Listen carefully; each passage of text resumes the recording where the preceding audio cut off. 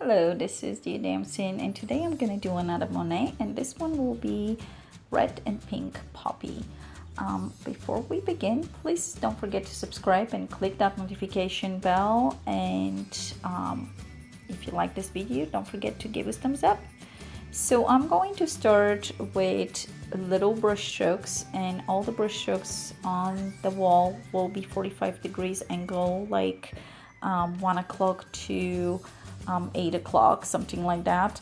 And I am using yellow, green, blue, and white. So yellow and blue obviously creates a green color, but I'm still mixing everything gently, but I'm not over mixing, so I can see all the colors. I can see the blues, I can see the green, I can see the yellow, I can see the white, so they're all present on the canvas. And the most important thing is little brush stroke, because we're trying to do a Monet, so we're trying to use that way of painting. So a lot of brush strokes, disconnected, not very long. Everything needs to be tiny and kind of play very nicely together. Even though I'm going to make this background much darker on the end, even at this point I am really liking what I see. And the table is really bright, and the brush strokes on the table are going in absolutely the opposite direction from the wall. So that was a very interesting observation when I start painting and kind of trying to observe his painting, that this was one way, completely the opposite direction from the wall. So UI goes from one side and goes down to the table and changes direction. So it was really cool. So the bottle is going to be purples, blues, and white. And to make that bottle look like it has flat sides, you want to do an oval, and then in kind of the almost center you're going to start a J, and you're going to curve it on the top, so it's upside down obviously, and make the J the back side closer to the back side of the bottle, so your perspective looks like it's turned away from you. And obviously we want to add a little bit of highlight right on the top of that J, and we want to add darker color underneath inside that J, and the same thing on the bottom of the bottle. So it looks like the room is very nicely lit, so there is not a lot of shadow on the table. There is more shadow on the wall, so the light is coming from behind the painter.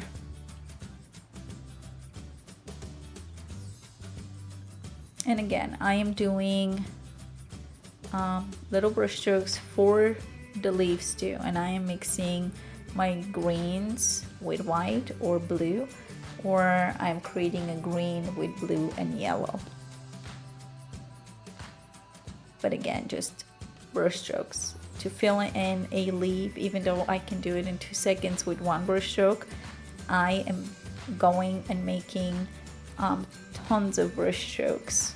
And because I'm not over mixing my paint, I can see parts that are much darker and parts that are much lighter, because my paint is being mixed but not over mixed. So the bulb that you see on the left hand side, one side should be a little bit lighter and the other side a little bit darker, and that's going to create a three-dimensional look. So the left side, it's getting more light,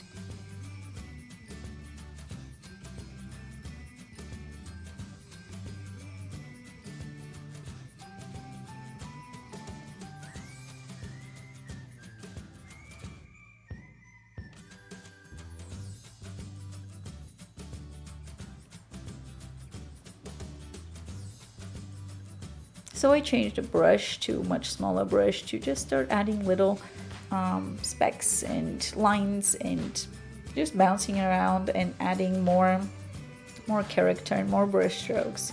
So this leaf I made a little bit too long, so we had to take away part of that. And since we're painting with acrylics, that is super easy.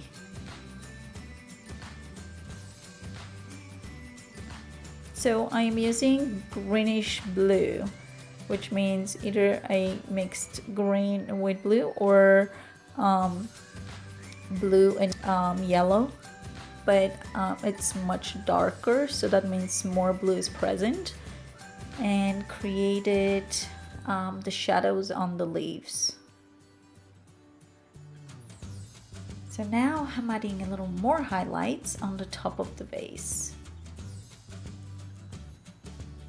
And you see how that looks really like it flattened that side of the vase. So I'm using harder bristle brush and I'm just pounding on that canvas. So I'm loading tons of color and then I'm just going up and down and creating like a fluffy little flower.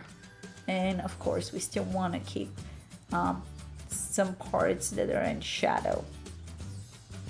So I'm following what I see on his painting, and it's the right side has a little bit darkness there, so you can use blue, which with the red on your brush will become like purplish, or you can use a little bit of black, but just pounce on the surface of the flower, so it's gonna make it more fluffy looking. And obviously the pink flower is absolutely the same, it's just a different color.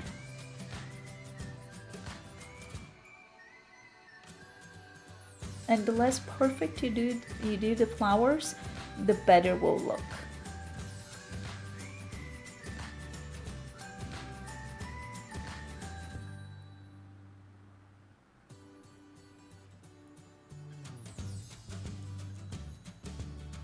I'm gonna start adding a little bit more yellows to the background, and that kind of is gonna marry the picture together, and it looks like that on the original. So I'm going back and forward between the one I'm painting and the one that he has done, and making sure that I'm making it as close as possible to his. So I'm adding the yellows and more little details here and there. So what we want to do is add that greenish blue and add a few little, they look like teeth on the leaves, and it's gonna make them perfect poppy leaves. And it's just like a little brush strokes coming from the leaves coming out, just like that.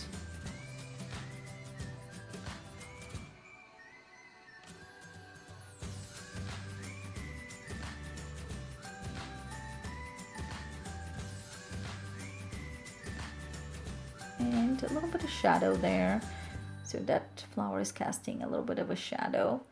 And the top flower, it has a little bit of a shadow, but it almost, the shadow was created before even the flower got there.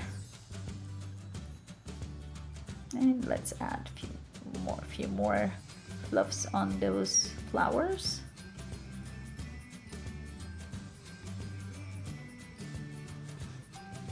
And a few highlights, few shadows, and pretty much is like touching up and making sure we are getting as close as possible. A few more brush strokes on the table, and that enriched that area so much more. Same as adding shadows on the wall that are casted by the plant. Adding a little shadow underneath the leaves where the opening of the bottle is. And I think that could be it. So let's sign this, and I hope you enjoyed this video, and if you did, give us thumbs up and don't forget to subscribe to my channel, and I'll see you soon. Thanks for watching. Bye.